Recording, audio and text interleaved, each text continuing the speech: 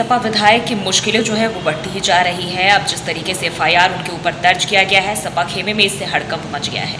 सपा विधायक जाहिद बेग के और उनकी पत्नी के खिलाफ जो है एफआईआर दर्ज किया गया है। आपको बता दें कि ये जो मामला है उनकी नाबालिग नौकरानी के खुदकुशी करने का बताया जा रहा है और आवास पर जो है उसने खुदकुशी कर ली थी और इसी को लेकर अब मुकदमा दर्ज किया गया है।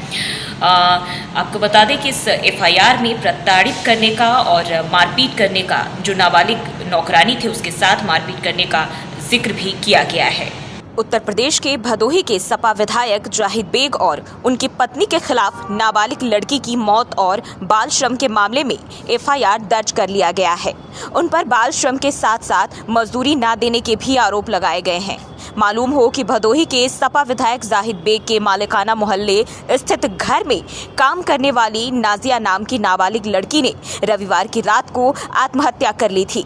इसके बाद पुलिस जब उनके घर पूछताछ के लिए पहुंची तो मौके से सर्रोई गांव की एक किशोरी भी मिली। उससे बाल श्रमिक के रूप में काम कराया जा रहा था, साथ ही उसे मजदूरी भी नहीं दी जा रही थी और प्रताड़ित भी किया जा रहा था। बताया जा रहा है कि आत्महत्या करने वाली नौकरानी 9 साल से विधायक के यहाँ काम करती थी, जिसे पैसा भी नहीं दिया जाता था। मारपीट और प्रताड़ना से परेशान होकर वह मुंबई भागने का प्लान भी बनाई, लेकिन दूसरी नौकरानी के कहने पर नहीं गई। एसपी मीनाक्षी कात्यायन ने कहा कि मुकदमा दर्ज कर लिया गया है। देखिए, थाना भदोही क्षेत्रांतर्गत दिनांक 9 सितंबर को ये सूचना मिली थी कि लोकल एमएलए के घर में 3rd फ्लोर पे एक लड़की जो कि 17 वर्षीय उनके यहाँ घरेलू काम करती थी और 6-7 वर्ष से उनके यहाँ रह रही थी, उसने फांसी लगा ली थी और उसकी मृत्यु हो गई थी।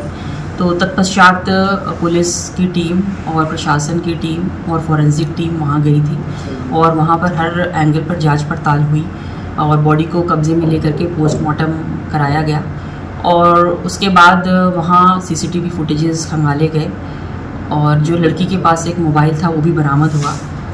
कई लोगों के उसमें बयान लिए गए और उसमें जो एक और लड़की थी जो उसके साथ काम करती थी, जो कि 15 वर्षीय बालिका थी, वो नाबालिग लड़की थी और उसको फिर जॉइंट टीम के द्वारा, जो अपने AHTU की टीम होती है और लेबर की टीम होती है और लेबर डिपार्टमेंट की टीम और जो CO हैं, जो नायब तहसीलदार हैं, मजिस्ट्रेट हैं, उन सभी के प्रेजेंस में वहाँ पे एक रेड की गई थी और इस नाबालिग बच्ची को भी वहाँ से रेस्क्यू किया गया था। जो बातें सामने आई उन बातों पे जो प्रथम दृष्टया कई जो अपने अधिनियम हैं उसका उल्लंघन पाया गया, जैसे लेबर एक्ट का इसमें उल्लंघन पाया गया और बॉन्डेड लेबर जैसी यहाँ पे स्थिति जो है इनके घर में चल रही थी।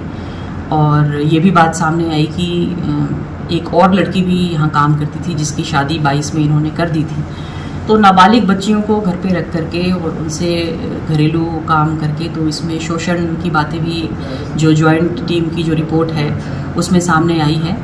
तो लेबर डिपार्टमेंट की तरफ से जो हमें तहरीर मिली है उसकी बेसिस पे सुसंगत धाराओं में जैसे 143(4), 143(5) BNS और जुवेनाइल जस्टिस एक्ट और बॉन्डेड लेबर एक्ट की कुछ धाराओं में जो है मुकदमा पंजीकृत हुआ है लोकल MLA और उनकी जो वाइफ हैं उनके अगेंस्ट में।